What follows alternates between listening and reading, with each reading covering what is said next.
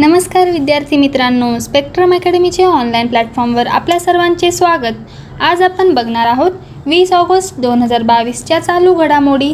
चला तर मग सुरू करूया आजची पहिली घडामोड।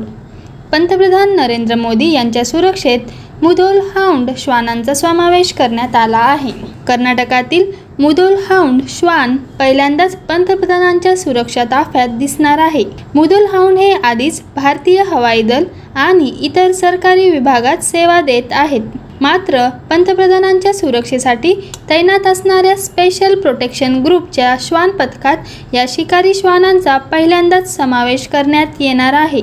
एप्रिल महिन्यात कॅनाईन रिसर्च अँड इन्फॉर्मेशन सेंटर तिम्मापूर इथून 2 पुरुष प्रजातींचे श्वान आणण्यात आले आहेत।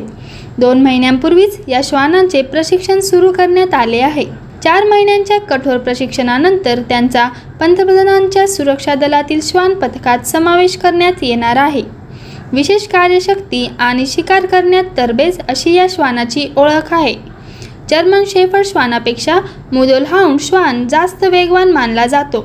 देशी प्रजातीच्या श्वानांमध्ये मुधोल हाउंड्स ही सर्वात शिकारी गुणवत्ता, निष्ठावान आणि निरोगी प्रजाती मानली जाते। त्यामुळेच पंतप्रधानांच्या सुरक्षा व्यवस्थेतील श्वान पथकात मुधोल हाउंड प्रजातींच्या श्वानांचा समावेश करण्यात आला आहे। ऐकूया पुढील घडामोड। देशातील पहिली इलेक्ट्रिक डबल डेकर बस मुंबईत दाखल करण्यात आली आहे। केंद्रीय परिवहन मंत्री नितीन गडकरी यांनी दक्षिण मुंबईतील YB सेंटर येथे भारतातील पहिली electric double decker bus launch केली। बसचे नाव आहे switch EIV 22। Double decker bus सप्टेंबरपासून मुंबई नागरी परिवहन संस्थेद्वारे चालवली जाईल। नितीन गडकरी म्हणाले की 35% प्रदूषण डिझेल आणि पेट्रोलमुळे होत असून या बसेस सुरू केल्याने प्रदूषण कमी होईल। देशातील पहिल्या वातानुकूलित डबल डेकर बससह 2 नवीन electric bus Brihanmumbai electric supply and ट्रान्सपोर्टच्या ताफ्यात सामील होणार आहेत। बघूया पुढील घडामोड। मुख्यमंत्री अरविंद केजरीवाल यांनी मेक इंडिया नंबर 1 मिशन सुरू केले आहे। दिल्लीचे मुख्यमंत्री अरविंद केजरीवाल यांनी मेक इंडिया नंबर 1 मोहिमेचा शुभारंभ करून त्यांच्या आम आदमी पक्षाच्या राष्ट्रीय महत्त्वाकांक्षेचे औपचारिकपणे अनावरण केले। येथील तालकटोरा स्टेडियमवर आयोजित कार्यक्रमात त्यांनी सुशासनासाठी 5 सूत्री संकल्पना मांडली। आम आदमी पार्टीच्या राष्ट्रीय संयोजकांनी या मोहिमेला राष्ट्रीय मिशन असे संबोधले आणि जनतेला यात सामील होण्याचे आवाहन केले आहे। बघूया पुढील घडामोड। गोवा हर घर जल प्रमाणपत्र प्राप्त करणारे भारतातील पहिले राज्य बनले आहे। गोवा आणि दादर नागर हवेली आणि दमन दीव मधील सर्व गावातील लोकांनी आपले गाव हर घर जल म्हणून ग्रामसभेने मंजूर केलेल्या ठरावाद्वारे घोषित केले। हे प्रमाणित केले की गावातील सर्व घरे आहेत।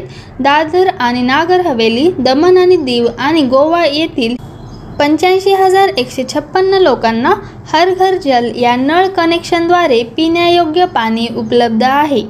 भारत सरकारच्या प्रमुख कार्यक्रम जल जीवन मिशनचे अनावरण 15 ऑगस्ट 2019 रोजी लाल किल्ल्याच्या तटबंदीवरून पंतप्रधानांच्या हस्ते करण्यात आले।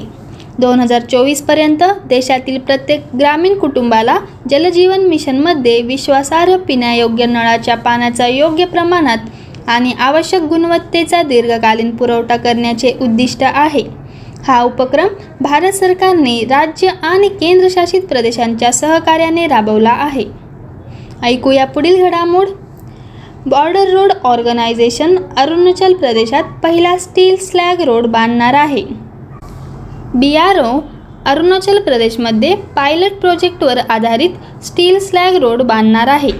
स्टील स्लॅग रोड हा अशा प्रकारचा पहिला प्रकल्प आहे ज्याचे उद्दिष्ट टिकाऊ रस्ते बनवण्याचे आहे, जे अतिवृष्टी आणि प्रतिकूल हवामान परिस्थितीला तोंड देऊ शकतात। अरुणाचल प्रदेशमध्ये काही धोकेदायक क्षेत्रे आणि स्थाने आहेत ज्यांना अतिवृष्टी आणि प्रतिकूल हवामान परिस्थितीचा सामना करावा लागतो। स्टील स्लॅग रोड प्रकल्प मदत केंद्रे आणि बाधित क्षेत्रांमधील कनेक्शनचे निराकरण करण्यास मदत करेल। धन्यवाद विद्यार्थी मित्रांनो। स्पेक्ट्रम अकॅडमीच्या ऑनलाईन प्लॅटफॉर्मवर असेच नवनवीन व्हिडिओ बघण्यासाठी स्पेक्ट्रम अकॅडमीचे यूट्यूब चॅनल सबस्क्राईब करा। व्हिडिओला लाईक आणि शेअर करा। लाईक केल्याबद्दल धन्यवाद।